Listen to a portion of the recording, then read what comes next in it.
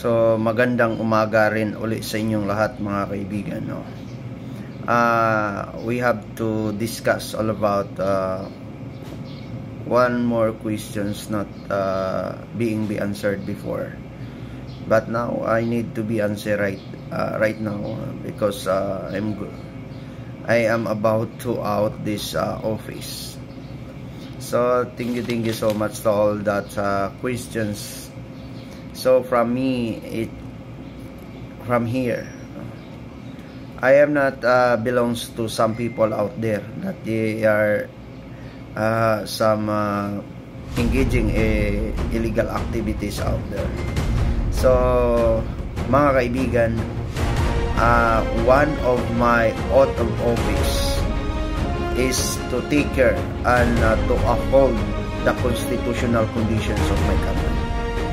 So that was my oath of office when I talk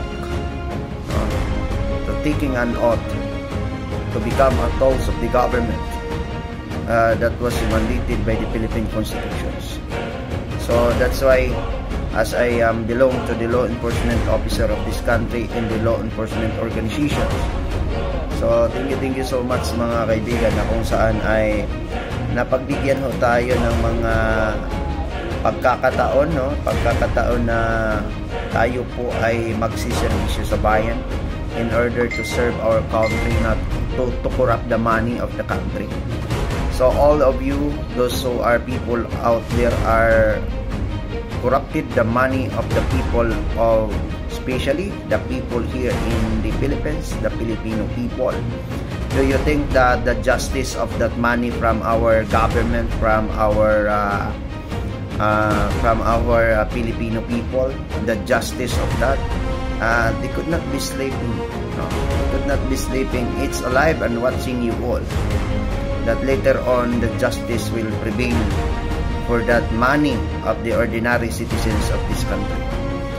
So when we are taking an oath an office, it is because of our Philippine constitutions. There is no other than law out there. The most powerful.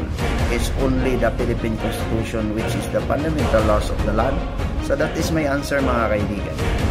That in order to protect and uphold our constitutional conditions of this country, that we are being to exercise our mandated rights, that will be written on that written laws. So mga kaibigan, because there is a lot of people, they could not be understand what was the most powerful laws of the land, especially for those questions. And also I would like to reiterate some informations about this.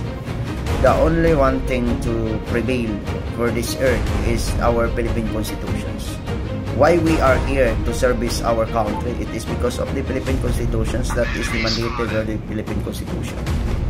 No other than who mandates, especially for those people who are now sitting in the thrones of the elected officials of the government in order to lead for the country.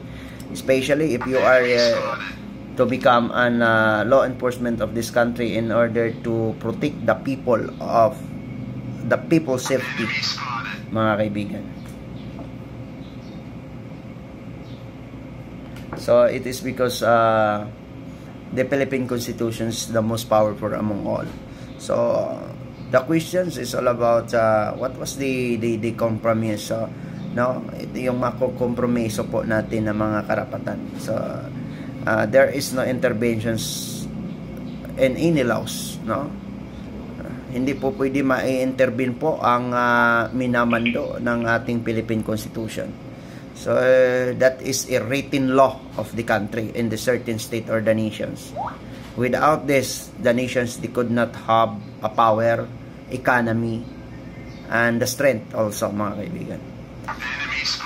Because the source of the power of the people, because we are the steward of the people, no? We are the steward of this universe, that we are going to protected by our fundamental laws of the land. So those abusers of the money of the government right now, no, especially those who are engaging in the investigations, in the aid of investigation, in the aid of legislations.